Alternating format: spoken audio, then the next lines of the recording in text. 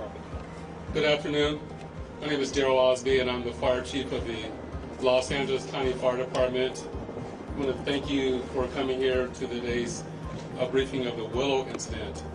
Today, shortly before 10 o'clock at 9:47 a.m., the Los Angeles County Fire Department received a 911 call of a potential helicopter down in a brush fire at the intersection of Los Virgenes Road and Willow Glen Street in the city of Calabasas in unincorporated Los Angeles County. Upon arrival, our firefighters discovered approximately a quarter-acre brush fire that resulted from a crash on the hillside. The Los Angeles County Fire Department initial response was 15 pieces of apparatus and 56 personnel that consisted of paramedics, engine company, heavy rescue, truck company, hand crews, and aircraft, and a chief officer to oversee the incident. Upon arrival during the incident, and upon arrival of the Sheriff's Department, our two respective departments entered into unified command to handle this incident. Our firefighters on scene indicated that there was a debris field in steep terrain with a quarter-acre brush fire that was occurring at the time. Our firefighters hiked in to the accident site with their medical equipment and hose lines to extinguish the stubborn fire, as it included the brush fire, debris from the helicopter, and the fire also included magnesium, which is very hard for our firefighters to extinguish because magnesium reacts with oxygen and water. In addition to our firefighters hiking into the incident, we had one helicopter flying to the incident with firefighter paramedics on board. Those paramedics were hoisted down to the incident early into the incident. They did a search of the area for survivors. Unfortunately, all the survivors on board were determined to have been perished. Firefighters and hand crews worked to extinguish the fire while carefully preserving the incident for investigation. Currently, this investigation is still ongoing. I would like to turn this over to my sheriff to continue the press briefing.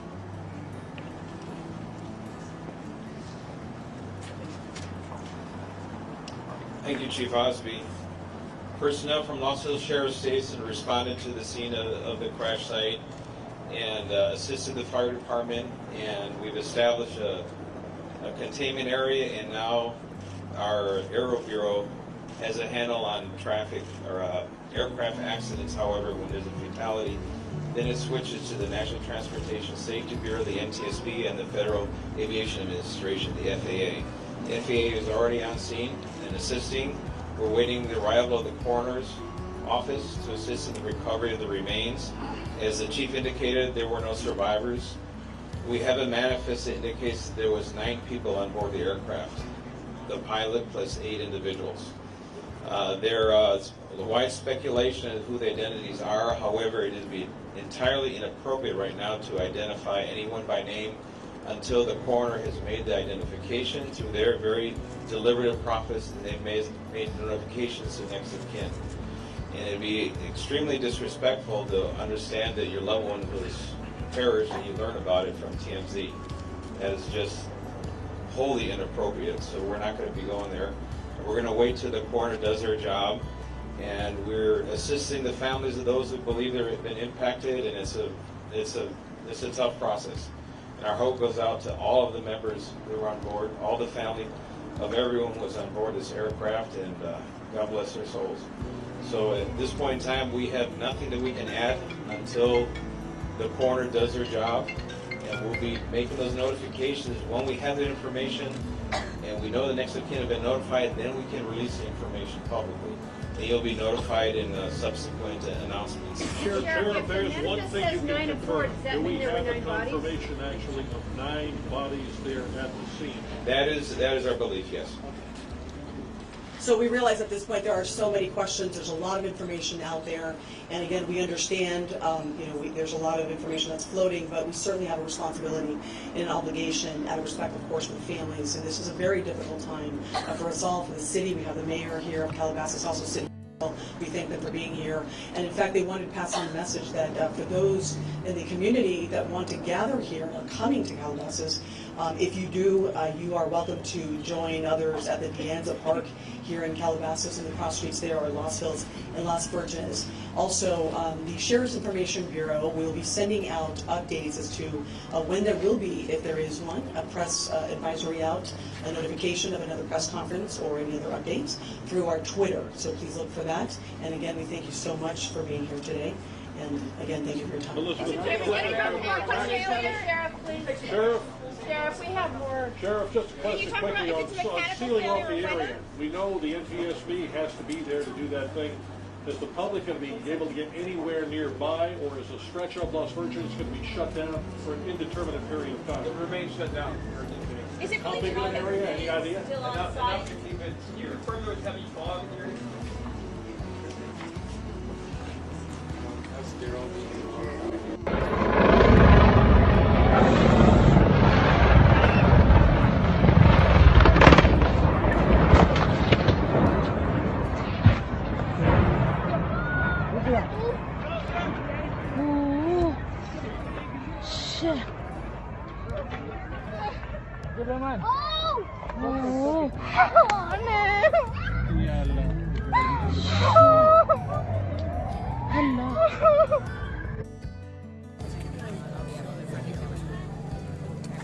What do you have? Very up close. You want to show it to me, or and then you can send it to. I'm not sending it. Kind of how it works. They agree to pay.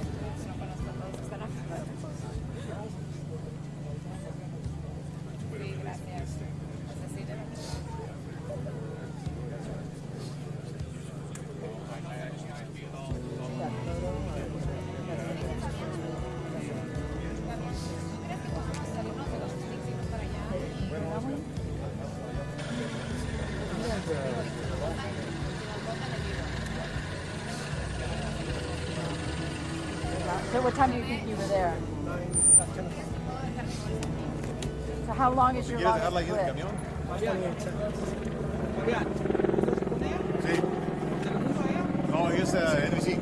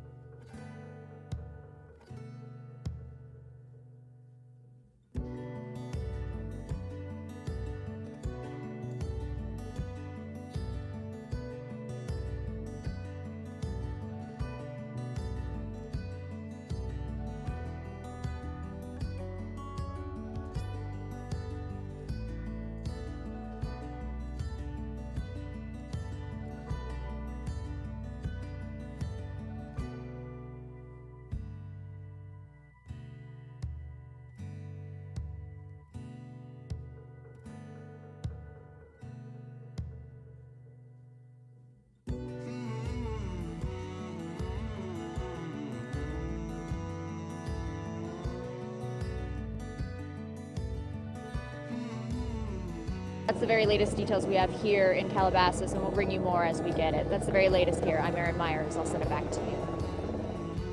All right, Erin Myers there. They're devastated. I was really moved by the fan that Sam Rubin was speaking to, and he described Kobe as his hero. Yeah. And you heard his voice break up, and you saw the tears.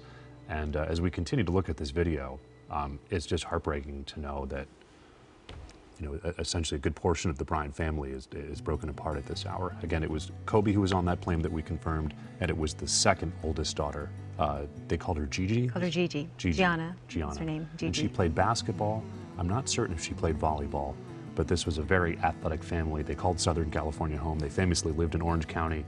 And as we talk about this investigation, the fact that Kobe was in a helicopter speaks to a lot, because that was his main mode of transportation. He was famously known as the player who would take helicopters to Lakers games, and he did so, he said, to keep his body fresh. Glenn Walker was also talking about his commitment to winning and his commitment to excellence. Practice would end, Kobe would stay, and he would practice his shots. I remember a story when he was on the Olympic team, and there were so many good players on that team that represented the United States that the coach of the team, I believe he was the head coach of Duke University, and he would give the ball to players and he would say, here, take a three. And they said, why? And he said, well, there's so many good players, you're going to have open opportunities to take threes. So Kobe took a three and he missed it. Then he spent the rest of the afternoon hitting that shot. He practiced all day until he nailed everyone. He wanted to make sure that he was a perfectionist. And he was a perfectionist. Right. It spoke to what he did. It says so much. 5 NBA championships, and he did it twice. There was the first three-peat, and then he did it the second time, as Glenn was talking about.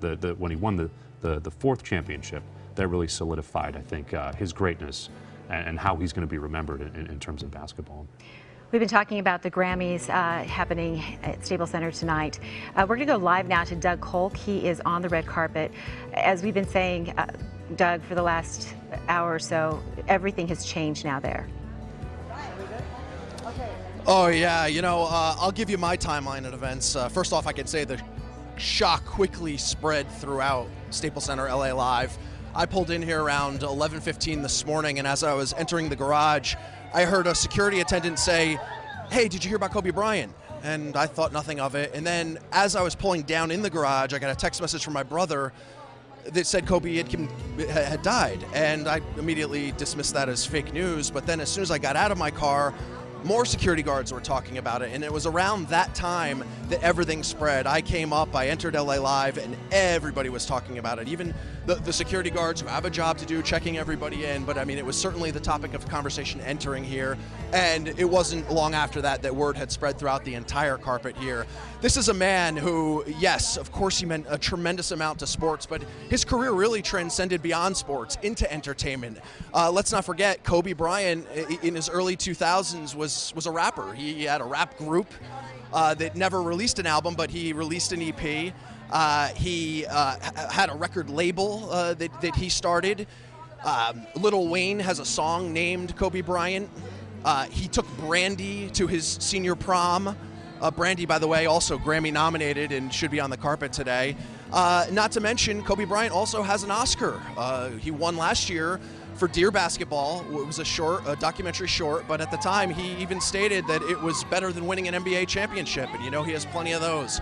So it's certainly going to be a day of remembrance today at this carpet, and certainly overshadowing the awards itself. We'll send it back to you.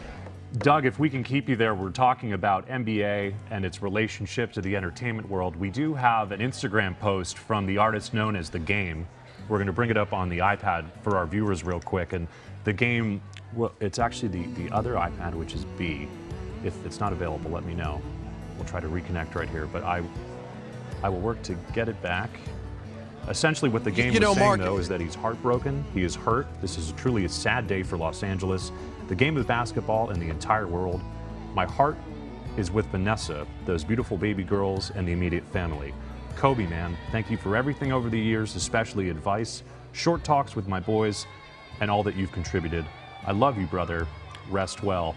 Again, Doug, that was from The Game, and I'm certain we're going to be hearing messages like this, not only on the red carpet, but possibly even on the stage tonight. You know, Mark, think about, this is LA. You know, a Laker game courtside is the mecca for anybody in entertainment. Think about for the 20 years that Kobe Bryant was here, and how he and when he played on the court, and how many celebrities sat courtside, how many people he was familiar with after he hit a bucket would go over and celebrate with him. I mean, people shared that enthusiasm with him. As a matter of fact, I think, what was it, maybe about 2 weeks ago, I saw Kobe Bryant at the Just Mercy premiere, a film with Jamie Foxx. Yeah, he was one of the few athletes who completely transcended beyond sports and into music, into entertainment, into film. Doug, thank you for that. As we're looking through all the social media, so many celebrities, as we've been talking about, are reaching out, and they want to express, what they are feeling, what they know, their history with Kobe Bryant, and we're seeing that here as well. Yeah, again, this was the Instagram post that was put out by the game. Again, a huge basketball fan, a Los Angeles native. That is what there's the post that he did, and he provided several photos. Saying, "I'm heartbroken, hurt. This is truly a sad day for Los Angeles, the game of basketball in the entire world." And it absolutely is. We heard from DJ Khaled. He also posted saying, "Rest in peace, Kobe. This is heartbreaking, unbelievable." These are people that you'd see Kobe hanging out with. You'd see them coming out of, a fancy restaurant somewhere where they spent time. These are his friends. He was part of the industry. While we're on here, I just want to show you one thing that Sure. that I pulled up, because this is really interesting to me. This is, the Pro Bowl. I'm going to play this. Hopefully you'll be able to hear the audio of it. There was a moment of silence, and it turned into chants for Kobe. Let me play this for you.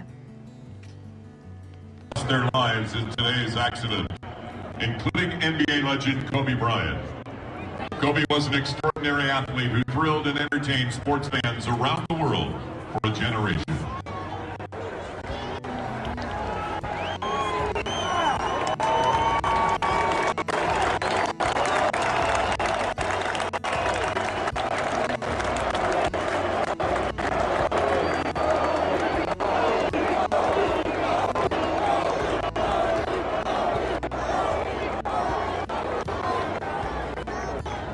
Thank you. So you can really see how an entire stadium full of people can't stop themselves from chanting his name. It's not just there. The Spurs are playing the Raptors right now, and they started the game with a 24-second violation. And 24 is the number that Kobe wore. And so they're paying their respects to him there. We also talked about how Kobe is an Oscar winner, and the Academy is speaking out right now. They just posted that to Instagram, and they provided a caption. You have part of it right there. Yeah? They doubted a kid could make it in the NBA, and he proved them wrong. They doubted he could win a championship, and he proved them wrong. They doubted he could make movies, and he won an Oscar.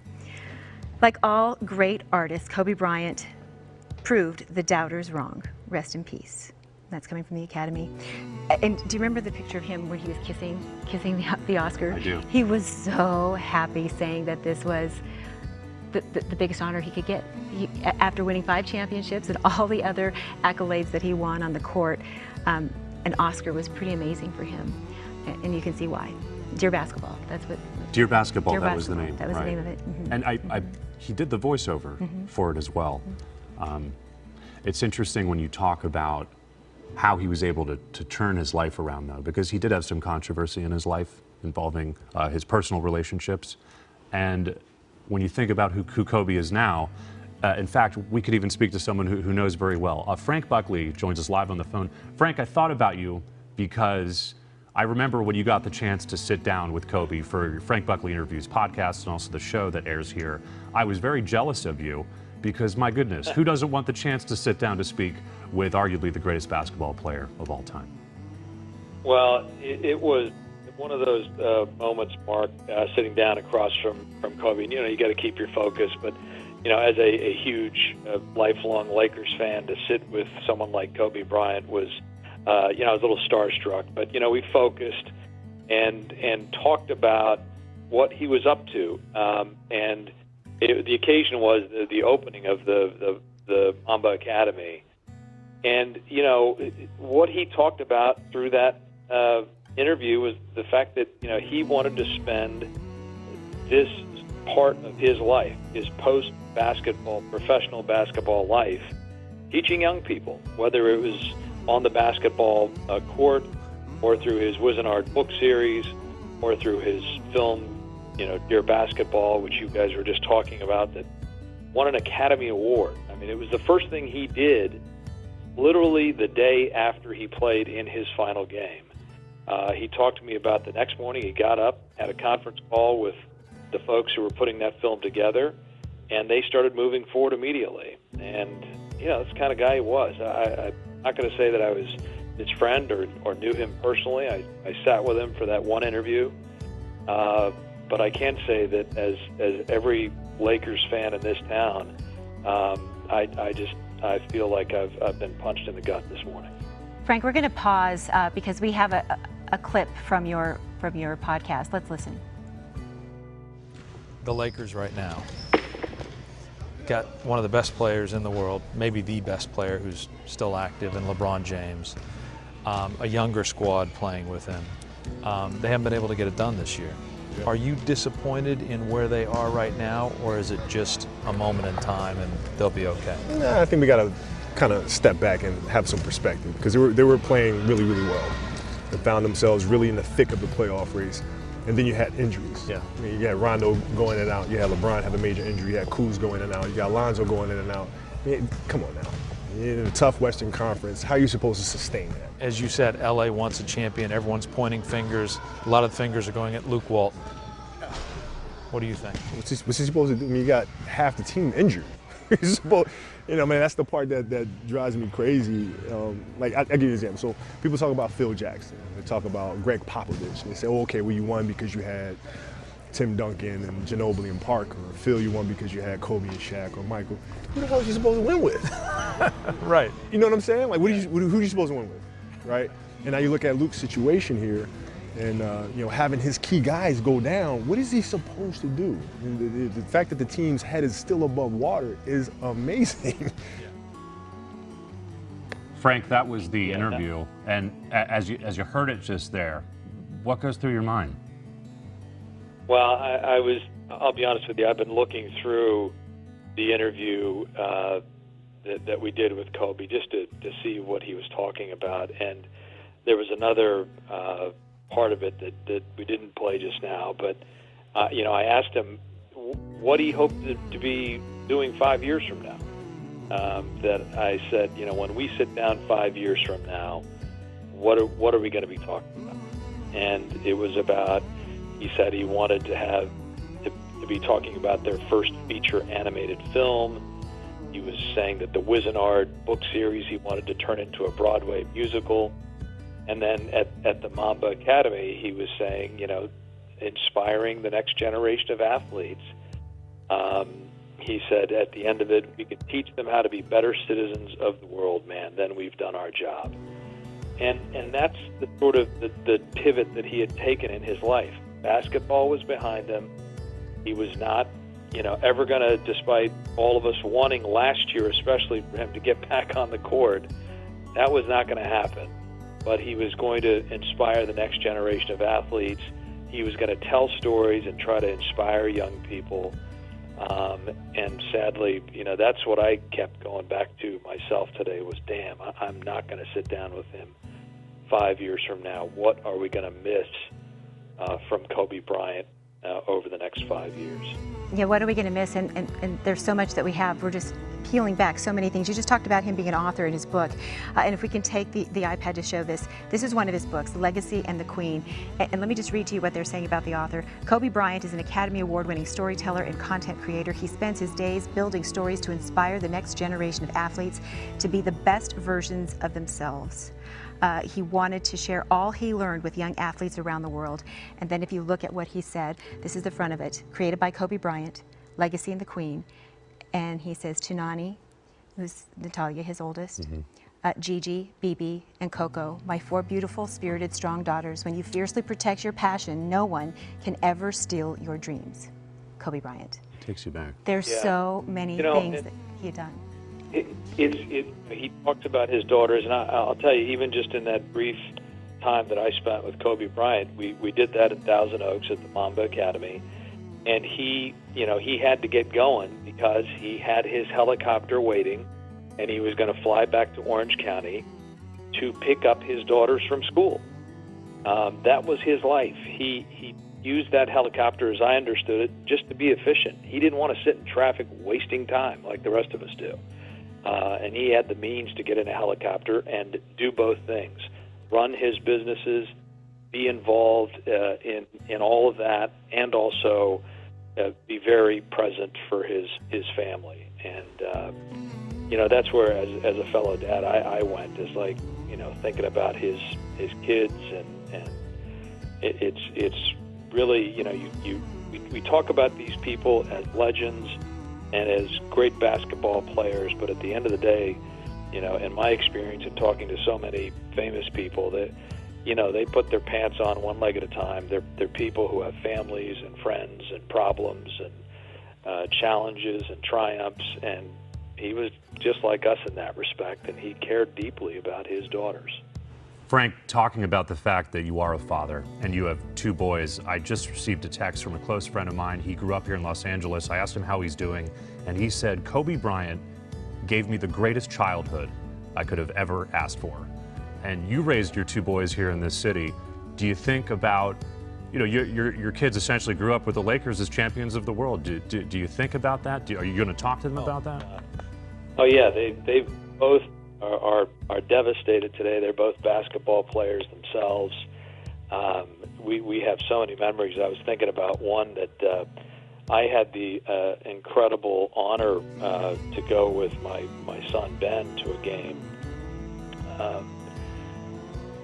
It was the Lakers against Miami, and it was that game where Kobe made the last second shot against Miami, and fans will remember that shot. And we literally were sitting right behind Vanessa. We had these crazy seats. It was, and Ben was a young boy then. And so, your head goes back to moments like that. And, and I'm sure that's multiplied hundreds of thousands of times over with parents all over the city. Frank, we feel your pain, and we know there are millions right alongside with you who are crying tears, and we definitely feel for you this afternoon. We want to break in right here and hear from Doc Rivers, the head coach of the LA Clippers. Let's listen in. For all of us, and sorry I don't have a lot to say. I just can't. I have to go talk to a team before a game and tell them to play a game. What was your last interaction with Kobe like? That was great. We were at a function 3 or 4 weeks ago, and we sat and talked for probably 45 minutes. We always like to reminisce.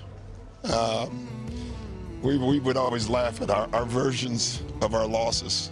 When we beat them in 2008, he had his version, and when they beat us in 2010, I had my version, and we would laugh at how different we looked at the games.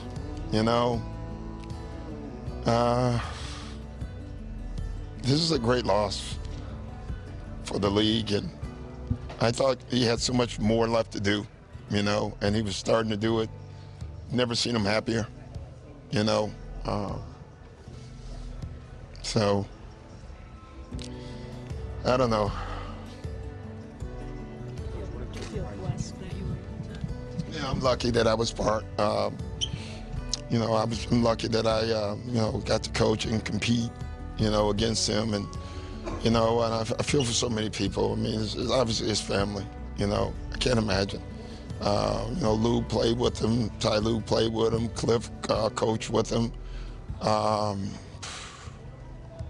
Kawhi was very, very close with him, and so was Paul George. And he meant a lot of good for our league, and especially the competitive part of our league. So,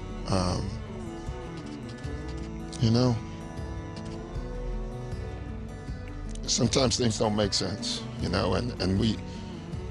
there's times you should feel, you just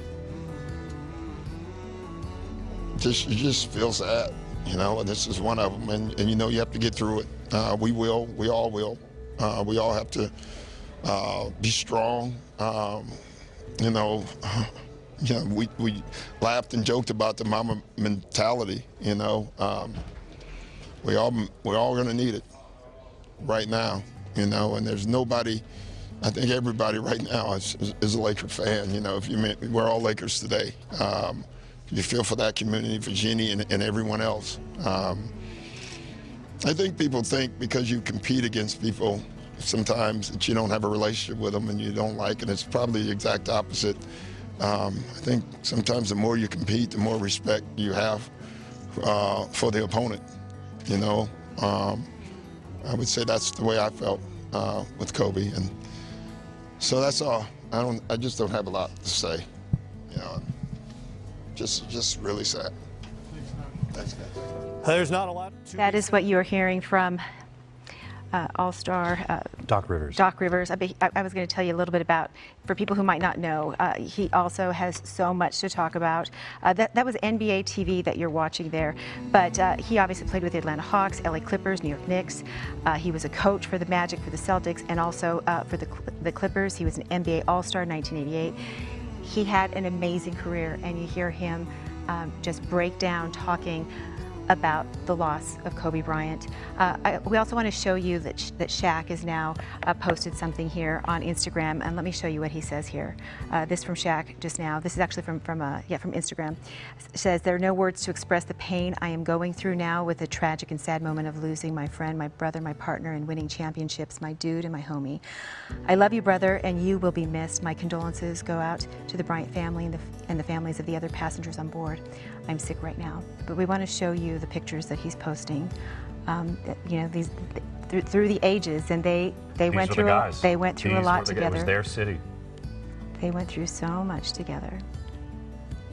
I remember when they played the Portland Trailblazers, and they were the better team, but the Trailblazers put up a fight. I believe it was an alley-oop that Kobe gave to Shaq, and I wasn't in that building, but boy, did I wish I was, because it just looked like the time of the century, the best time to be a Lakers fan, Right, of course. right. And they've had so many historic runs, of course, but I remember that alley-oop. It sort of solidified. I think it pushed them into the NBA Finals. But boy, when you talk about two great athletes being paired together, you're definitely looking at a storied NBA career. Through good times and bad times. Absolutely.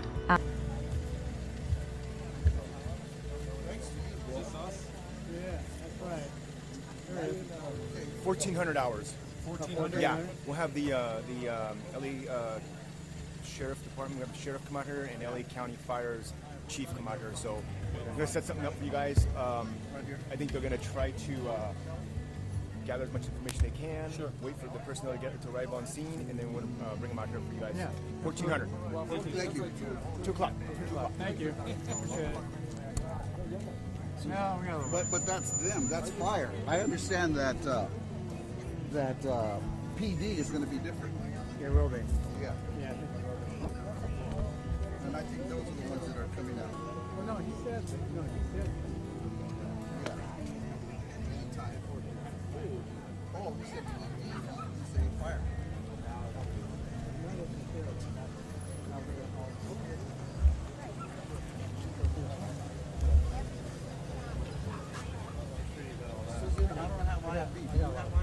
No, you have to tell me what to call. Let me call them right now. And then look me into this one.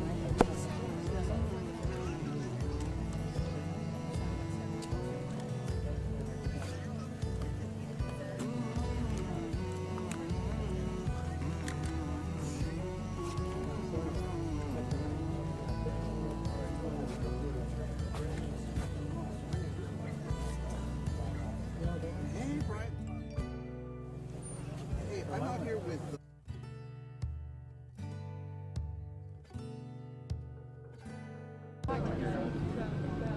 You should dismiss. Okay. Do you want to come over and talk to me? What's your name, sir? Gavin Mesa. Gavin Mesa. Did you come? So it's okay for you to talk to me? Yeah, it's okay. Oh, yeah. Yeah, okay. Yeah, what'd you say?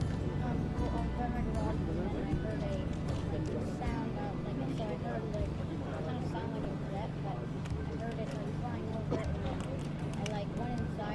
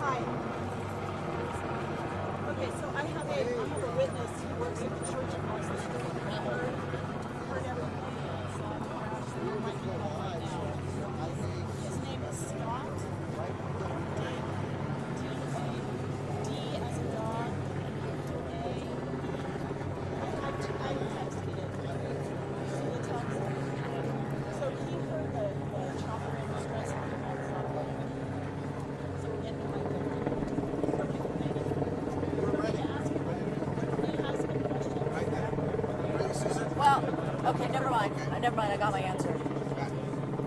I gotta do the whole thing again.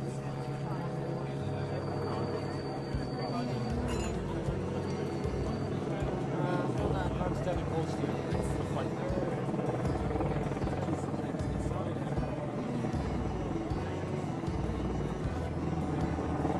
Okay, I got it. Do you want it? You want what? No. Just go with these. I'm gonna turn this off. Okay.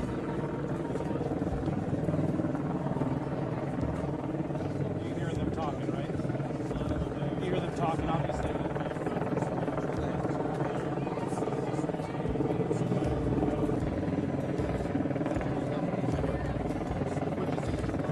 What did you see? Tell me what you saw. Tell me what you heard when the crash.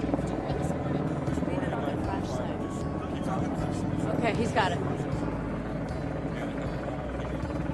Yes.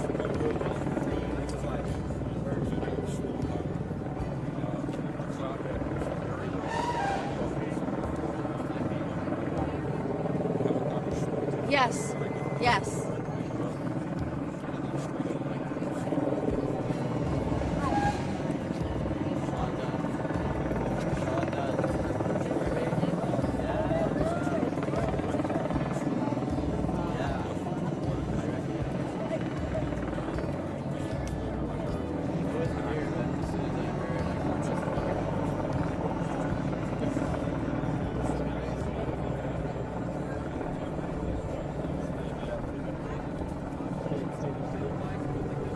Hey, Bryant, Tommy. Sorry. Sorry. Camera. Stay on the crash site. Stay on the crash site. Yeah. I can't. What? I can't be on IFB at this time. It's on the crash site. Okay. He can't be on the IFB right now. You got me. I'll have to relay. You're not going to believe what just happened.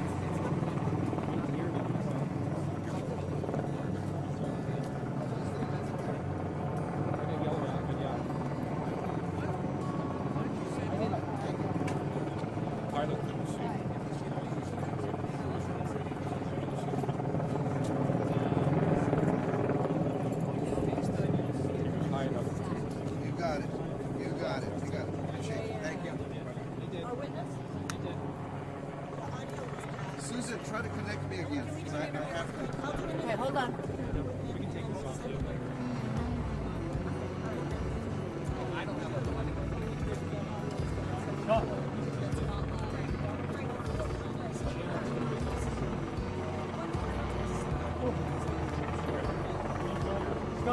It went straight to voicemail.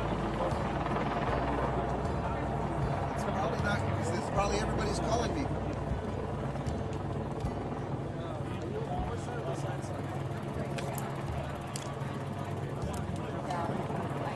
It's going to be impossible, Susan.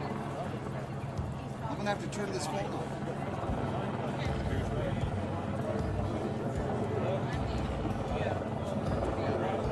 Here, can you use this phone? Yes. Okay. Did you guys already have the problem is I'm going to run out of battery. That's what I didn't even charge that one last night. You know what, Susan? Let's not. Let's save this for you. Okay. Just in case. I'll go off of you.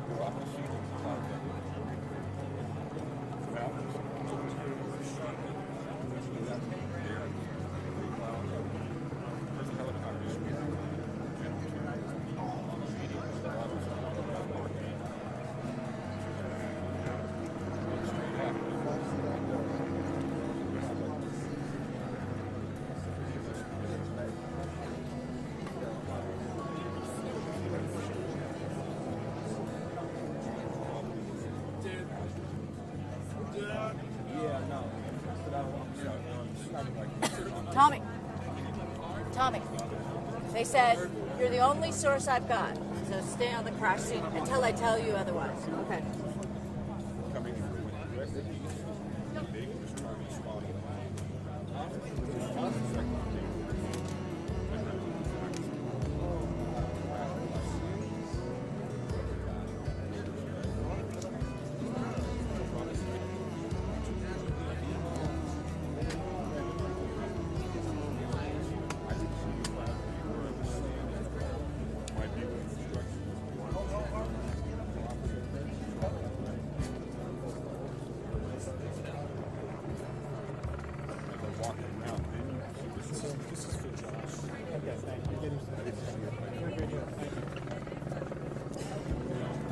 Where did you guys come from?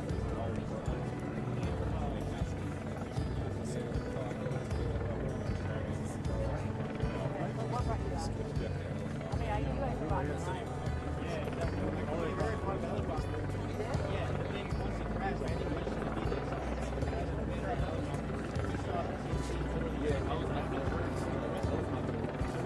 So you're kind of nearby.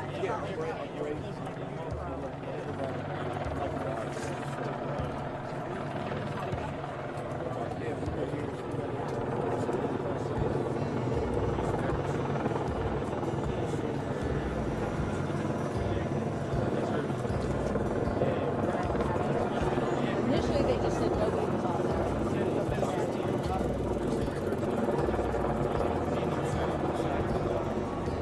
Who are you getting that from?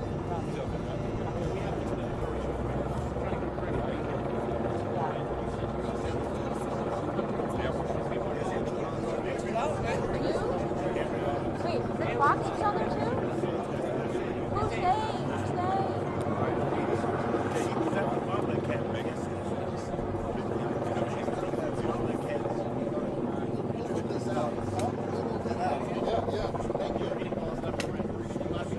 Press conference ready? Yeah.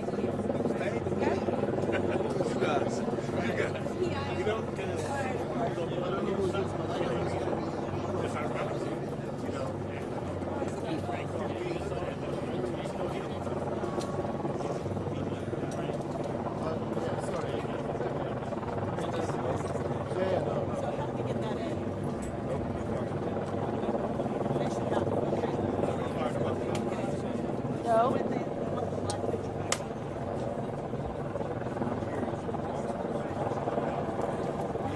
I think we're pretty cool. At least one. I think the third team. Because he's watching her play. So why would he bring him back up?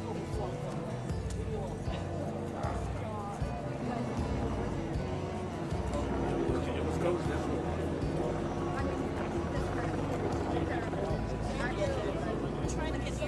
Yeah, see, Kobe started, Maria, and teaching. Oh, that's a champion. And she was 13. So both of them started. Gianna and. Okay. Hey.